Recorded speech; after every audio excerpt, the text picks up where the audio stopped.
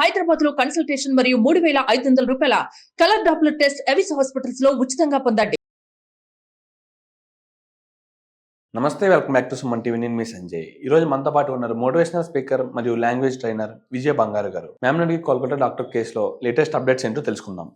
నమస్తే మ్యామ్. నమస్తే అండి. మ్యామ్, మనం రీసెంట్ వీడియోలో మాట్లాడుకుంది ఏంటంటే 4వ తారీఖుని కోర్ట్ హియరింగ్ ఉంది. ఆ రోజు సంథింగ్ ఏదైనా జడ్జ్మెంట్ వచ్చే అవకాశం ఉందని మాట్లాడుకున్నాం. కానీ చూసుకుంటే అలాంటి జడ్జ్మెంట్ ఏం కనిపించలేదు. అండ్ ఏ సోషల్ మీడియాలో చూసుకున్నా, ఏ సామాజిక మాధ్యమాల్లో చూసుకున్నా సరే ఈ ఆర్టికల్ కనిపించట్లేదు కోల్కతా డాక్టర్ కేసు గురించి. అసలు ఏం జరిగిందంటారు? అసలు డాక్టర్ కేసు అప్డేట్ ఏంటంటారు? ఇప్పటికి ఇవాళకండి కేసు జరిగి దాదాపు 90 రోజులు అయిపోయిందండి. ఆగస్టున జరిగింది, ఆగస్ట్ 2న జరిగింది ఇన్సిడెంట్. సో మనం అందరం అనుకున్నాం చంద్రచూడ్ గారు, జస్టిస్ గారు ఈ కేసుకు చాలా ఫేవర్గా ఉన్నారు. ఆయన రిటైర్ అయ్యే లోపల తప్పకుండా మనమందరం సంతోషపడేలాగా, అట్లాగే బాధితురాలి కుటుంబంకి కొంచెం సేద తీరేలాగా, చనిపోయిన అమ్మాయికి ఆత్మశాంతి కలిగేలాగా తీర్పు వస్తుందని దసరాకి ఎదురు చూసాం, దీపావళికి ఎదురు చూసాము. ఇప్పటి వరకు ఏమీ రాలేదండి. యాక్చువల్గా 4న కోర్టులో ట్రయల్స్ ఉన్నాయి.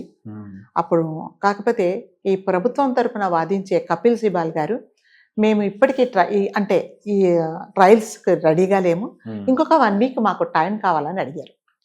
సో అసలు యాక్చువల్గా ఏంటంటే ఇదంతా వాంటెడ్లీ అన్నమాట.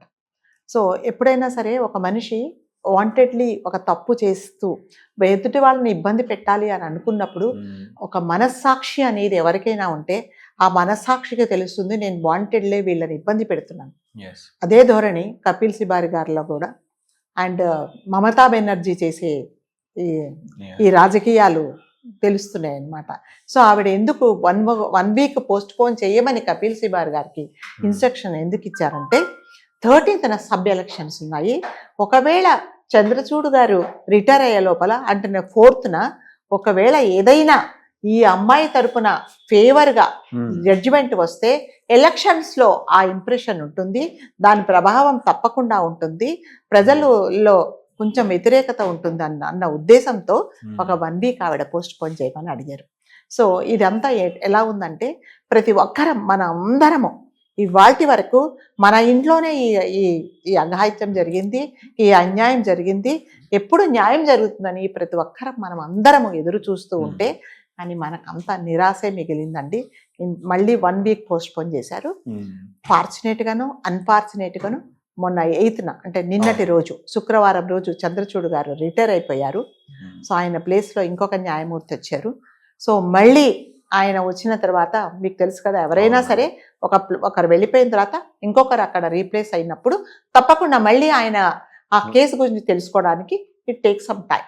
సో ఆ విధంగా మళ్ళీ కూడా కొంచెం మళ్ళీ డిలే అవుతుందేమో అని మనం అనుకుంటున్నాము. మళ్ళీ 11న జరుగుతుందని అందరూ ఎక్స్పెక్ట్ చేస్తున్నాం ట్రయల్స్.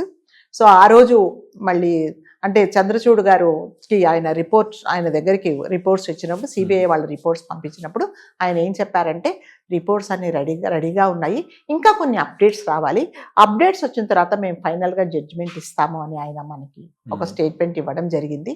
సో మనం అందరం ఏమనుకుంటున్నామంటే అట్లీస్ట్ 11న మనకి మళ్ళీ అంటే ఇది ట్రయల్స్ మళ్ళీ స్టార్ట్ అవుతాయి. సో ఈ కోర్ట్స్లో అంటే ఒక్కటేసారి ఒకే కేసు గురించి అంటే ఈ కోర్ట్స్లో 3 కోర్ట్స్లో ఒకటే రోజు ఆ కేసు గురించే ట్రయల్స్ జరగటం అనేది చాలా అరుదండి. సో ఒకటే రోజు ఈ కోర్ట్స్లో ఏ కోర్ట్స్లో జరుగుతున్నాయి అంటే ఇవన్నీ కూడా సేమ్ 3 కోర్ట్స్లో, సుప్రీంకోర్టు, హైకోర్టు, దాని తర్వాత ఇంకొక కోర్టులో కూడా 3లో జరుగుతున్నాయి. ఈ 3లో ఒకటే రోజు ఒకటే కేసు గురించి జనరల్గా జరగదు. సో అది ఏదంటారంటే గుడ్డిలో మెల్లలాగా, అసలు గుడ్డి వాళ్ళు కాకుండా మెల్లకన్నున్నట్టుగా ఒకవేళ ఆ రోజు అందరూ కలిసి అంటే ఒకటే ట్రయల్స్ జరుగుతున్నాయి కాబట్టి ఆ రోజైనా మనకు ఏమన్నా ఫేవర్గా వస్తుందేమో అని మనం ఎదురు చూద్దాము.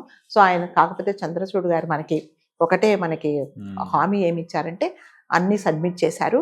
సో మేము తప్పకుండా వీళ్ళకు న్యాయం జరిగేలాగానే మేము ప్రయత్నం చేస్తామన్నారు. సో ఈ కేసు గురించి 11th నుంచి అంటే కేసు చాలా త్వరితగతిన విచారణకు జరిగేలాగా కూడా మేము చెప్తాము, మేము అదే పనిలో ఉంటామని కూడా హామీ ఇచ్చారనమాట మనకి. అయితే ఇప్పుడు ఈ అభయ కేసులో ఏమైందంటే ఎవరైతే ఈ రిపోర్ట్స్ అని సబ్మిట్ చేశారో, సిబిఐ వాళ్ళు కోర్టుకు సబ్మిట్ చేసిన రిపోర్ట్స్లో ఈ కోర్టు వాళ్ళు ఏం చేశారంటే, సుప్రీంకోర్టు వాళ్ళు ప్రభుత్వ అధికారులందరికీ అన్ని స్టేట్స్కు, సీఎంలకు, అన్ని స్టేట్స్ అంటే సెక్రటరీస్కి, తర్వాత ప్రముఖ న్యాయవాదులందరికీ వాళ్ళ పంపించిన రిపోర్ట్స్ వీళ్ళకి పంపించారు. అంటే వాళ్ళ అభిప్రాయం, మీరు దీని మీద అసలు మీరేమనుకుంటున్నారు, ఇందులో మేమేమైనా కరెక్షన్స్ చేసుకోవాలా, లేకపోతే ఏమైనా మీ సజెషన్స్ ఉన్నాయా అని చెప్పేసి ప్రతి ఒక్కరి సజెషన్స్ అడిగారండి.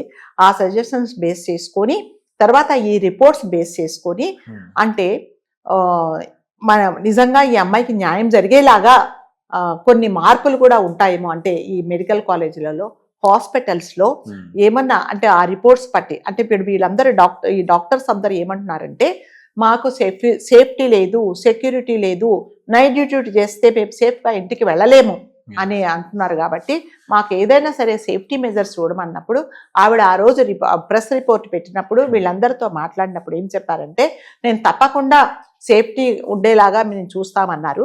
కాకపోతే ఇప్పటిదాకా అట్లాంటిది ఏమీ తీసుకోలేదండి. సో ఆవిడ వాళ్ళు అంటే 4th డాక్టర్స్ అందరూ ఎప్పుడైతే పోస్ట్పోన్ చేశారు 1 వీక్ అన్నప్పుడు, లేదు మాకు ఈ రోజే న్యాయం జరగాలి, మాకు ఈ రోజే జడ్జిమెంట్ వస్తుందని మేము ఎక్స్పెక్ట్ చేస్తున్నాం అన్నప్పుడు, పాపం వాళ్ళ మాట ఎవరు వినలేదు. అగైన్ 11th మళ్ళీ 1 వీక్ ఆయన పోస్ట్పోన్ చేయమని అడిగారు. దాన్ని జడ్జిస్ కూడా వాళ్ళు కూడా ఒప్పుకున్నారు. ఫైనల్గా ఏంటంటే, ఈ అమ్మాయి ఒకవేళ నిజంగా అంటే తను మనందరి కోసం, అంటే మరి ముఖ్యంగా మహిళల కోసం ఒక కొవ్వొత్తిలాగా పాపం కాలిపోయి కరిగిపోయింది. అలా కరిగిపోయినందుకు అట్లీస్ట్ ఈ మార్పులు చేర్పులు వచ్చి, అంటే హాస్పిటల్లో పనిచేసే వాళ్లకు, మరి ముఖ్యంగా లేడీస్కు, డాక్టర్స్కు, నైట్ డ్యూటీ చేసే వాళ్లకు అంటే కొన్ని మార్పులు జరిగి అట్లీస్ట్ వాళ్ళు సేఫ్టీగా ఉండేలాగా కొన్ని చట్టాలు ఏమన్నా వస్తాయేమో అని మనము ఎదురు చూడాలి. మనందరి కోసం తన జీవితాన్ని, అంటే తనకు తెలుసు ఇవన్నీ నేను చేస్తున్నాను, నా ప్రాణానికి ముప్పు అని తెలిసినా కూడా, నేను పోయినా కూడా పర్వాలేదు, నా ప్రాణం పోయినా కూడా వీళ్ళందరికీ మంచి జరుగుతుంది అనే ఉద్దేశంతోనే తన ప్రాణాలు కూడా తను అర్పించిందండి. అందుకని చెప్పేసి అట్లీస్ట్ అంటే ఈ రిపోర్ట్స్ అన్ని బేస్ చేసుకొని, అంటే వీళ్ళందరికీ లేడీస్కి, మరి ముఖ్యంగా లేడీస్కి సేఫ్టీగా ఉండేలాగా ఏమైనా చట్టాలు వస్తాయేమో అని మనం అందరం ఎదురు చూద్దాము. అండ్ ఇంకొకటి ఏంటంటే, ఈ పేరెంట్స్ ఎవరైతే అభయ పేరెంట్స్ ఉన్నారో వాళ్ళు ఏం చేశారంటే, అమిత్ షాకు, హోమ్ మినిస్టర్ గారికి ఒక లెటర్ రాశారు. మేము మిమ్మల్ని కలవాలి, మీతో మాట్లాడాలి అన్నప్పుడు ఆయన పాజిటివ్గా స్పందించి తప్పకుండా నేనే మిమ్మల్ని వచ్చి కలుస్తాను అనే లెటర్ ఒకటి రాశారు వాళ్ళకి. సో చూద్దాము, అంటే వాళ్ళు కూడా పర్సనల్గా, అంటే ఒక హోమ్ మినిస్టర్ గారు అంటే ఈ కేసును కూడా ఆయన కూడా పాజిటివ్గా తీసుకొని వెంటనే రెస్పాండ్ అయ్యి ఆయన కూడా వాళ్ళకు లెటర్ ఒకటి రాసినట్టు మనకు తెలుస్తుంది. చూద్దాం మళ్ళీ ఒకవేళ వాళ్ళని కలిసినా, లేకపోతే వీళ్ళల్ని అమిత్ షా గారిని కలిసినా ఏం మాట్లాడుకుంటారో, ఎలా స్పందిస్తారో కూడా చూద్దాము. ఎందుకంటే ఒక హోమ్ మినిస్టర్ గారు బాధితురాలి కుటుంబాన్ని కలిశారు అంటే తప్పకుండా ఒక రిజల్ట్స్ అయితే పాజిటివ్ రిజల్ట్స్ వస్తుంది అని అనుకుందామండి. ఎనీవే మన అందరికీ జస్టిస్ కావాలి, వీ వాంట్ జస్టిస్. ఇంకా మన ఓపిక లేదు, ఓర్చుకుంటే, అంటే ఒక బెలూన్లో ఎంత గాలి కొడతామో అంతనే ఉంటుందండి. ఎప్పుడైతే ఎక్కువ మనం ఫిల్ చేస్తామో అది పేలిపోయినట్టు. సో మన అందరికీ కూడా ఓపికలు లేవు. సో ఎప్పుడు ఏం జరుగుతుందో అని మనం ఎదురు చూస్తున్నాము. తప్పకుండా 11th నుంచన్నా కనీసం ఈ కేసును కొంచెం స్పీడప్ చేసి మన అందరికీ ఊరట కలిగేలాగా తీర్పు వస్తుందని మనం ఎక్స్పెక్ట్ చేద్దాం.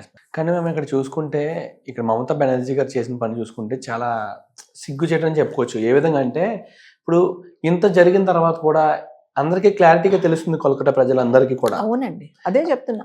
ఇప్పటికీ కూడా సంజయ్ ఘోష్ను అరెస్ట్ చేసిన తర్వాత ఎందుకు అరెస్ట్ చేశారంటే, ఇట్లా ఈ హాస్పిటల్లో ఈమె సంఘటన జరిగినందుకు కాదండి, అతనికి అక్రమాస్తులు ఉన్నాయి, అంటే ఆదాయానికి మించి ఆస్తులు సంపాదించాడనే రీజన్తోనే అతన్ని అరెస్ట్ చేశారండి. అంతే తప్ప అతనికి ఈ కేసు సంబంధం ఉందని తెలిసినా కూడా ఆ కేసు గురించి అతన్ని అరెస్ట్ చేయలేదు. సంజయ్ రాయ్కి కూడా బెయిల్ కావాలని ఆయన తరపున వాదించే కవితా సర్కారు బెయిల్ కోసం అప్లై చేస్తే అతనికి బెయిల్ ఇవ్వడానికి వీల్లేదు అని కోర్టు వాళ్ళు చెప్పారు.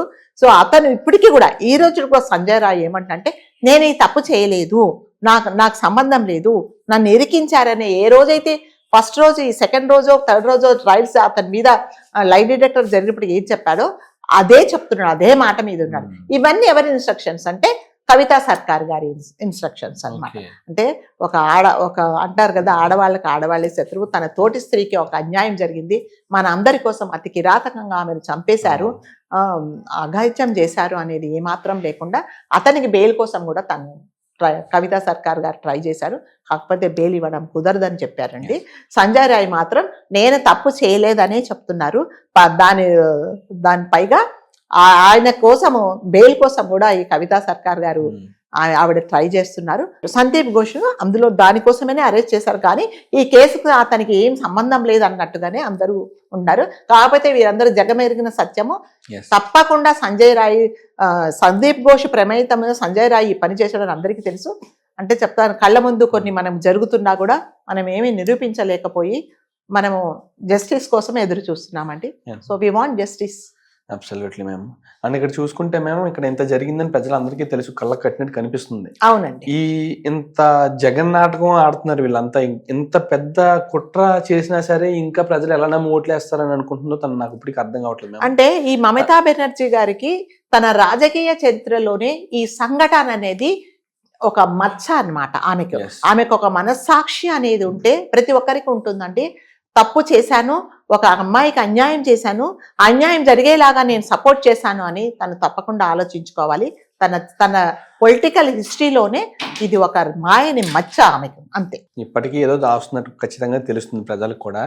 కానీ ఈ సబ్ ఎలక్షన్స్ లో ఇంకా ఆమె నగ్గుతుంది అంటే ఏ విధంగా అంటే ఆమెకి సపోర్ట్ గానే వస్తుంది న్యూస్ అనుకోవడం మాత్రం తప్పని నేను అనుకుంటున్నా. ఏ విధంగా అంటే కేవలం ఈ కోర్టు ఇచ్చే హీరింగ్ అంటే కోర్టు ఇచ్చే జడ్జిమెంట్ ద్వారా ఆమె రాజకీయ భవిష్యత్తు ఆధారపడి ఉంటుంది అంటే కాదండి. కాకపోతే కొంచెం ఎఫెక్ట్ ఉండొచ్చు.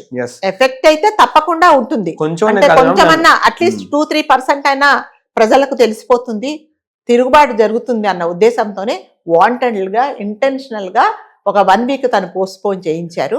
చూద్దాం, 11th నుంచి మళ్ళీ కోర్ట్ ట్రయల్స్ ఉన్నాయి అంటే కంటిన్యూస్ గా ట్రయల్స్ జరుగుతాయని చెప్పేసి మనకు హామీ ఇచ్చారు. తప్పకుండా అట్లీస్ట్ ఈ మంత్ ఎండింగ్ కన్నా మనకి న్యాయం జరిగేలాగా తీర్పు వస్తుందని మనం ఎక్స్పెక్ట్. నేను పర్సనల్ గా కోరుకునేది ఏమన్నా ఉందంటే మ్యామ్, ఒక ప్రభుత్వాన్ని తప్పు పట్టట్లా, నేను ఒక వ్యక్తిని మాత్రమే తప్పు పడుతున్నా. కానీ ఆ వ్యక్తి ప్రభుత్వాన్ని నాశనం చేస్తున్నాడు, ఒక ప్రభుత్వాన్ని తప్పుడు దారిలో నడిపిస్తున్నట్టు కనిపిస్తుంది నాకైతే మమతా బెనర్జీ గారు చేసే పద్ధతి. కానీ ఇదే పద్ధతి కంటిన్యూ అయితే ప్రజాస్వామ్యం అనే దానికి అసలు అర్థం లేకుండా పోతుంది. అంతే కదండి మరి. అబ్సల్యూట్లీ మేము ప్రజలు తెలుసుకుంటారని కోరుకుంటున్నాను. ఇప్పటికన్నా రాక్షస పాలన గద్దె దించుతారని కోరుకుంటున్నాను. ఇది నా పర్సనల్ ఇంటెన్షన్ మాత్రమే. ప్రజలు ఎప్పుడు వాళ్ళకి ఒకటే ఛాన్స్ వస్తుంది. ఆ ఛాన్స్ ఏంటంటే ఓట్లప్పుడు కదా. అప్పుడు దేని మీద ఏదో చెప్పేసి వీళ్ళని ఇంప్రెస్ చేసేసి ఓట్లు వేయించుకుంటారు. దాని తర్వాత ఎవ్వరు సామాన్యుల గురించి ఆలోచించారండి. అది ఎక్కడ జరిగేది. అది ఈ అభయకి జరిగిన సంఘటన మాయని మచ్చిది, మన భారతదేశానికి పెద్ద మాయని మచ్చగా చరిత్రలోనేనండి. చరిత్రలోనే ఇది మాయని మచ్చ. ఆ మచ్చ పోవాలి అంటే కనీసం అభయ కుటుంబానికి, ఆ అమ్మాయి ఆత్మశాంతికి ఆత్మశాంతించేలాగా మంచి నిర్ణయం, మంచి జడ్జిమెంట్ వస్తుందని మనం కోరుకుంటాం. కొన్ని కోట్ల మంది ప్రజలు ఆకాంక్షిస్తున్నారు జడ్జిమెంట్ మంచిగా రావాలని. అదే అలాగే జడ్జిమెంట్ మంచిగా వస్తుందని కోరుకుంటున్నాను. Thank you ma'am. Thank you very much.